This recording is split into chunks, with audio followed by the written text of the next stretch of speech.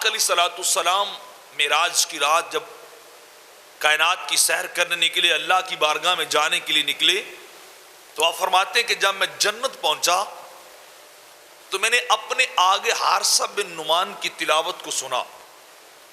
میں جدھر بھی جنت کے اندر گیا تو حارثہ بن نعمان ان کی آواز مجھے سنائی دیتی تھی کہ وہ اللہ کا قرآن پڑھ رہے ہیں، وہ اللہ کی کتاب کی تلاوت کر رہے ہیں۔ تو جب آقا علیہ الصلوۃ والسلام واپس تشریف لائے تو آپ نے پوچھا کہ حارثہ بن نعمان تمہارا کون سا عمل ہے کہ جس کی بدولت میں جنت میں گیا تو مجھے ہر جگہ تمہاری تلاوت کی آواز سنائی دی، جہاں میں گیا وہاں تمہاری قرات مجھے سنائی دی؟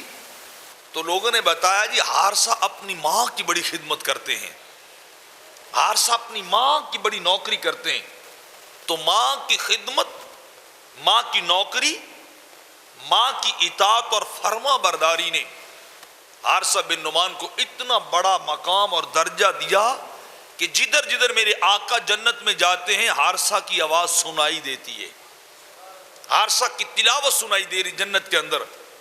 جہاں بھی سرکار تشریف لے کے جاتے ہیں تو ماں کی خدمت انسان کو اگر جنت میں پہنچاتی ہے تو دروازہ اللہ نے باپ کو بنایا ہے۔